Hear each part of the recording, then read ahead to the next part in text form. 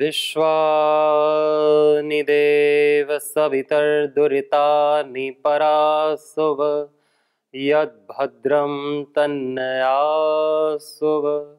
ओम शांति शांति शांति। नमस्ते। साधक के मन की बात भगवान जानते हैं और भगवान के मन की बात साधक जानता है कि मेरे प्रभु मुझसे क्या चाहते हैं, क्या अपेक्षा करते हैं। और वही उसकी आत्मा की चाह होती है, जो प्रभु की चाह होती है, वही उसकी भी चाह होती है। दोनों की चाह एक हो जाती है, प्रेमी की और प्रियतम की। प्रेम दो को एक कर देता है। कहते हैं ना कि दो जिस्म एक जान हो जाता है व्यक्ति प्रेम में। उसकी भूख इसकी भूख हो जाती है, उसकी प्यास इसकी प्यास हो जाती है।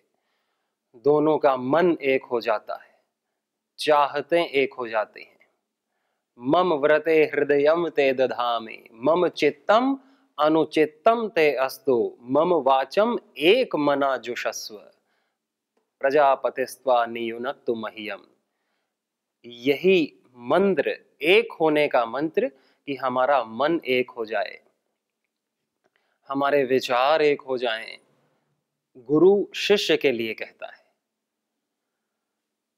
कि गुरु और शिष्य दो होकर के भी इनमें इतनी प्रीति हो, शिष्य में इतनी श्रद्धा हो, इतना विश्वास, इतना प्रेम कि वह अपने गुरु से एक हो जाए, अलग न रहे।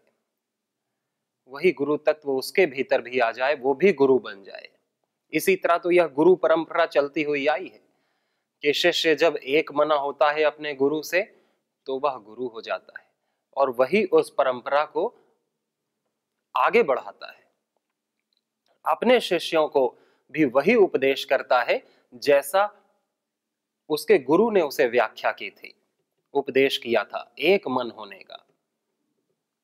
मम व्रते, एक व्रत होने का, दोनों का व्रत एक। मम व्रते हृदयम ते ददामि, जो मेरा व्रत है वही तू अपने हृदय में रख ले।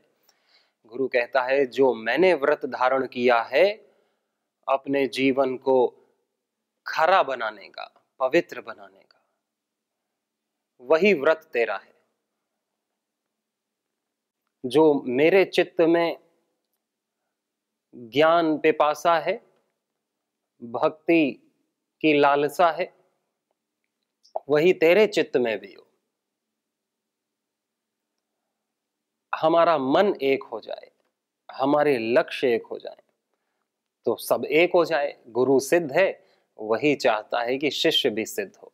इसी तरह जो शिष्य भी गुरु बनता है और फिर वो अपने शिष्यों को वही वैसे ही व्याख्यान करता है जैसे उसके गुरु ने उसे व्याख्या की थी, उपदेश किया था, एक होने का।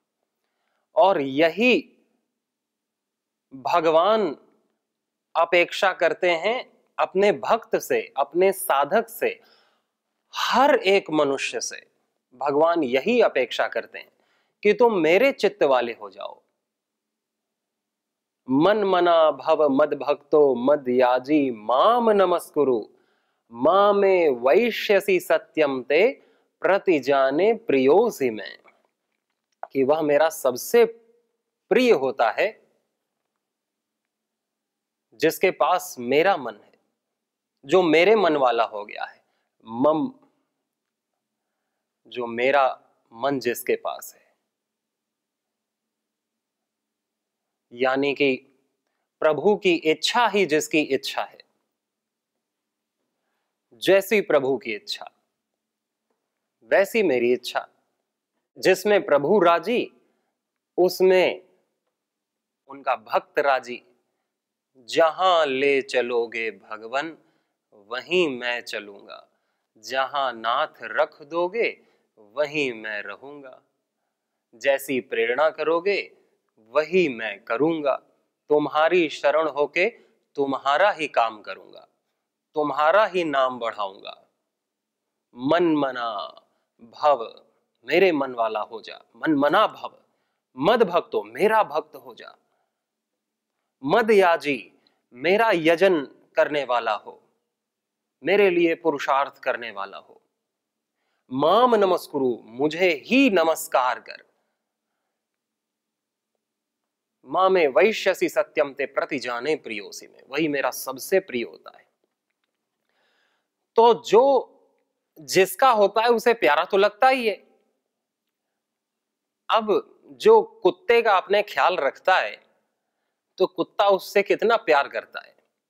तो जब पशु भी इतना जानते हैं कि जो हमारे हिसाब से चलेगा, हमको खाना देगा, मांस हड्डी जो भी खाते हैं वो देगा, हमसे प्यार करेगा, तो वो भी उसको चाटने लगते हैं, उसके आगे पीछे घूमते हैं। सबको प्रेम चाहिए, तो प्रभु से ही तो सब निकले हैं। जब प्रभु रस की प्रेम की खान है तो सबको प्रेम चाहिए, तो क्या प्रभु को नहीं चाहिए? यहां तक कि जड़ पदार्थ, पत्थर, पहाड़, नदी, पेड़ पौधे, सबको प्रेम चाहिए। सब प्रेम में प्रसन्न होते हैं। और जैसे ही हम बुरा व्यवहार इस सृष्टि के साथ करते हैं तो उनको भी क्रोध आता है, और उसी क्रोध में तो भूकंप, सुनामी, अतिवृष्टि, अनावृष्टि, सैलाब, बाढ़ आदि ये सब आती है, भूस्खलन होता है।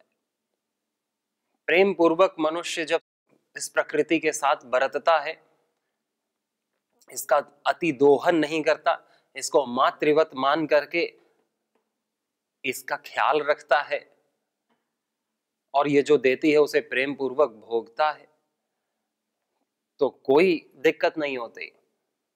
दिक्कत तब शुरू होती है जब प्रेम खत्म हो जाता है, जब केवल भोग प्रधान रहता है, वासना प्रधान रहती है, तब संबंध बिगड़ जाता है प्रकृति के साथ। और तभी कोई भी संबंध तभी बिगड़ता है जब जहां भोग, मेरे सुख की जहां कामना होती है, चाहे वो संबंध पति पत्नी का हो, या मां पुत्र का हो, या माता पिता का हो, या पिता पुत्र का हो, या दोस्त दोस्त का हो, मित्र मित्र का, या भाई भाई का, या राजा प्रजा का। जब अपने स्वार्थ के लिए, अपने लोभ लालच के लिए व्यक्ति जीता है, अपना स्वार्थ प्रधान, अपना ही सुख देखता है, तो वहां संबंध बिगड़ते हैं।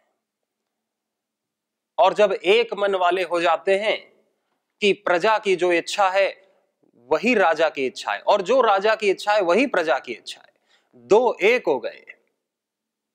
जो गुरु की इच्छा है वही शिष्य की इच्छा है, और जो शिष्य की इच्छा है वही गुरु की इच्छा है। जो परमात्मा की इच्छा है वही भक्त की इच्छा है, और जो भक्त की इच्छा है वही परमात्मा की इच्छा है। मन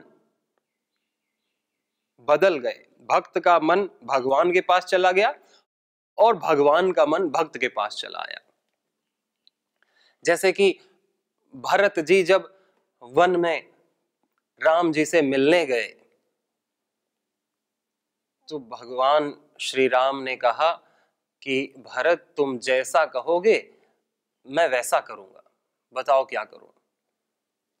भरत जी तो वैसे ही बहुत ही विरह में थे, शोक में थे कि मेरी वजह से भैया को आना पड़ा, और अभी मैं इतना अधम हूं कि मेरी वजह से इतना कष्ट उठा रहे हैं, वन गमन मेरे कारण झेलना पड़ा, मुझे राजा बनाने के लिए माँ ने इनको वनवास दिया, और ये मुझे कह रहे हैं कि तू जैसा कहेगा मैं वैसा कर लूंगा, और मैं तो चाहता हूं कि ये महल जलें, राजा बने, अब मैं किस मुंह से कहूं। भगवान का इतना प्रेम देखकर कि जैसा भरत तुम कहोगे मैं वैसा करूंगा। तो फिर भरत फिर अपने मन की बात नहीं कहते कि मैं ये चाहता हूं। भरत फिर भगवान के मन की ही बात कहते हैं कि प्रभु ठीक है, जैसी आपकी इच्छा, आप वनवास तो जा रहे हैं, लेकिन मैं बस इतना चाहता हूं कि 14 वर्ष जब खत्म हो जाएं तो तुरंत आपके दर्शन मुझे हो। एक घड़ी का भी विलंब हुआ तो भरत के प्राण नहीं रहेंगे। तो जो भगवान की इच्छा थी वो भरत ने पूरी कर दी। वो भरत के पास भगवान का मन और भगवान के पास भरत का मन, दोनों के मन एक दूसरे के पास, एक दूसरे की बात कहते हैं। प्रेमी, दो प्रेमी होते हैं तो एक उसके मन की बात कहता है और दूसरा उसके मन की बात कहता है। अपने अपने मन की बात नहीं कहते। अपने अपने मन की बात जहां होती है वहां प्रेम नहीं होता। प्रेम में तो एक मन हो जाता है, दो व्यक्ति एक हो जाते हैं, और ज्ञान में एक दो हो जाते हैं। भक्ति में दो व्यक्ति एक हो जाते हैं और ज्ञान पूर्वक जो ज्ञानी होते हैं वो एक होके भी दो हो जाते हैं कि मैं आत्मा अलग और ये शरीर अलग है, मैं शुद्ध आत्मा हूं। एक भी दो हो जाते हैं। वहां विवेक काम करता है। विचिर पृथक भावे, पृथकता हो जाती है, पृथकता हो जाती है जड़ चेतन में, पृथकता हो जाती है। और भक्ति में सब एक हो जाते हैं, सब एक हो जाते हैं कि फिर मैं नहीं बचता, मेरी इच्छा नहीं बचती, मेरा सुख नहीं बचता।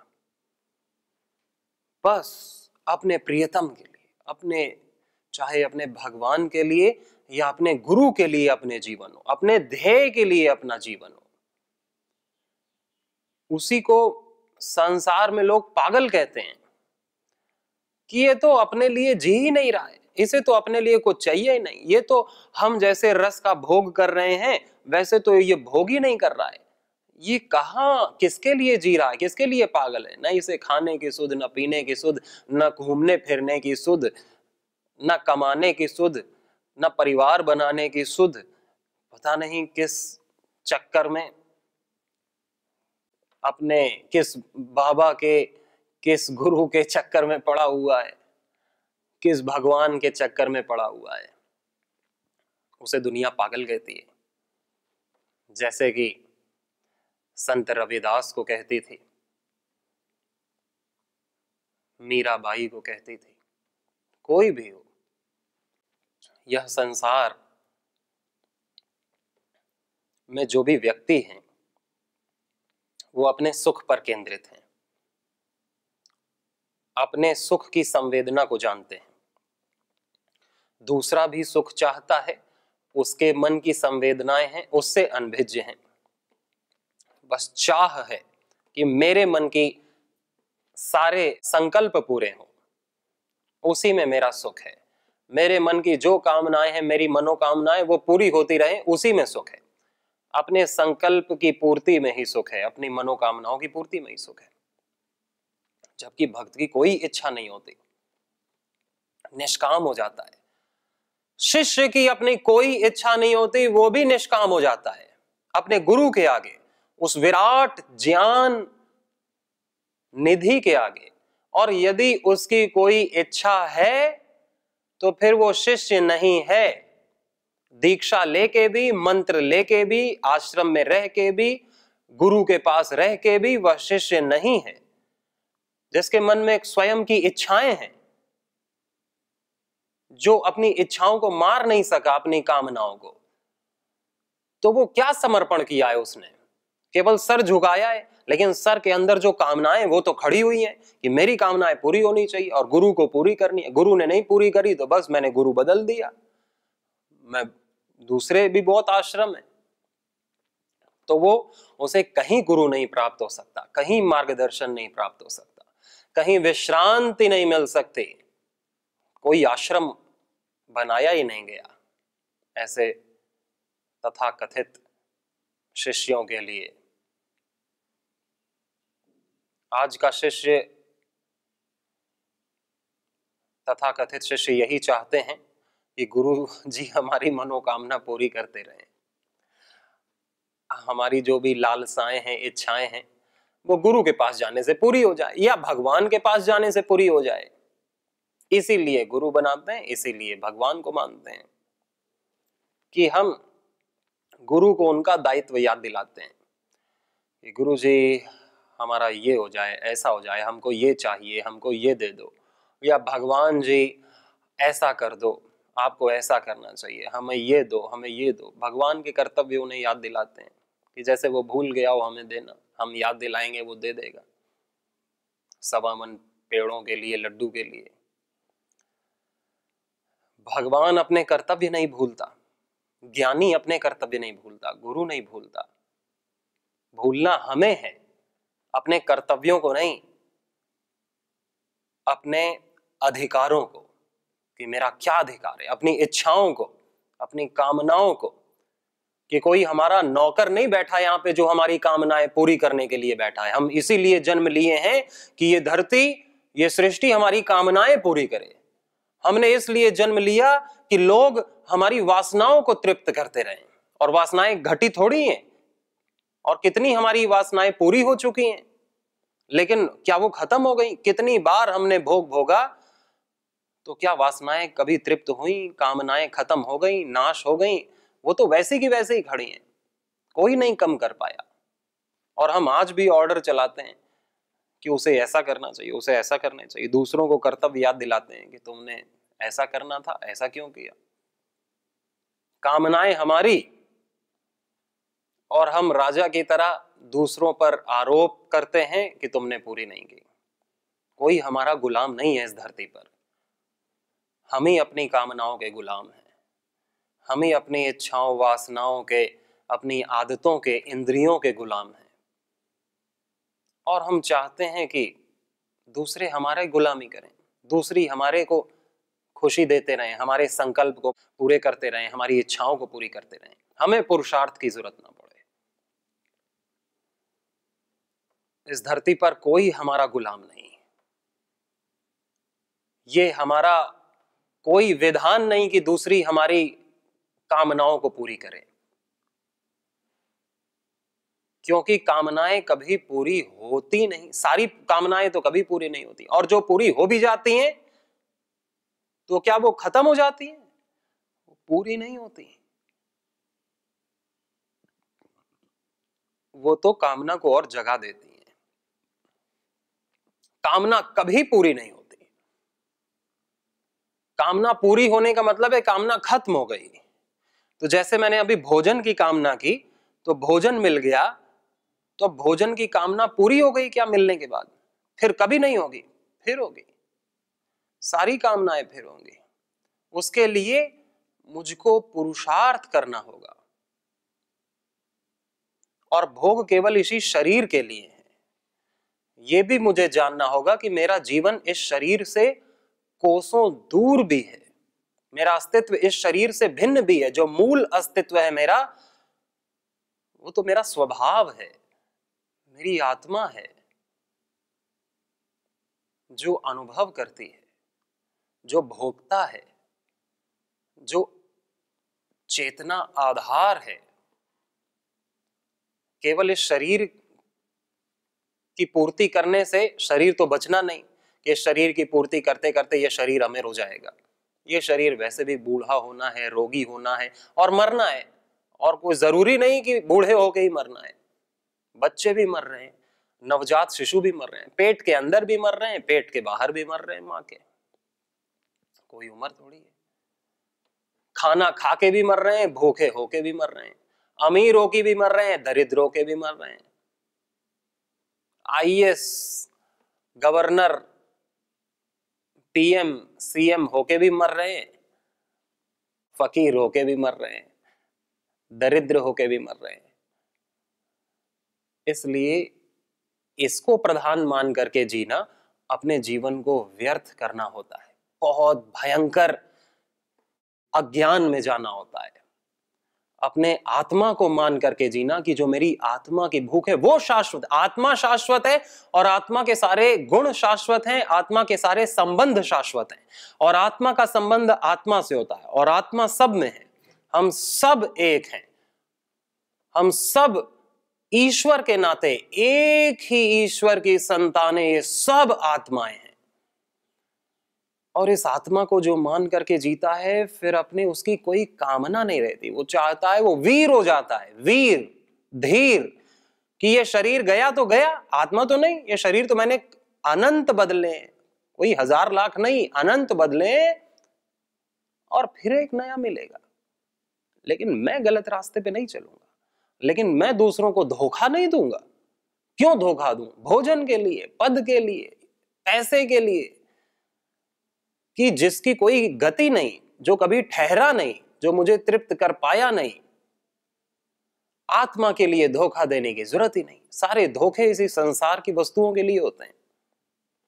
आध्यात्मिकता अपने आप फलित होती है जब हम अपने आत्मा को प्रधान मानते हैं या परमात्मा को प्रधान मानते हैं।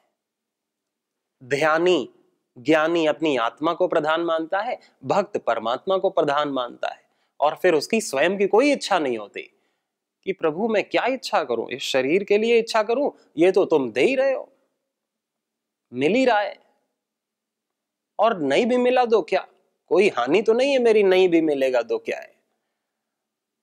आत्मा को तो कोई छीन नहीं सकता, कोई मार नहीं सकता, कोई काट नहीं सकता, आत्मा को कोई धोखा नहीं दे सकता, आत्मा को कोई छेड़ नहीं सकता, गरीब नहीं कर सकता, आत्मा के कोई गुण नहीं चुरा सकता। बस आत्मा को कमजोर करती हैं हमारी वासना, हमारी कामना, हमारी क्षुद्र भावना, हमारी निम्न चेतना, हमारा संशय, हमारी अश्रद्धा, अकर्मण्यता और हमारा अज्ञान इस आत्मा का नाश करने वाला है, और कुछ नहीं, दूसरा कोई नहीं। आत्मा स्वयं ही अपना मित्र है और अपने शत्रु भी। हम स्वयं ही अपने मित्र हैं और स्वयं ही अपने शत्रु भी।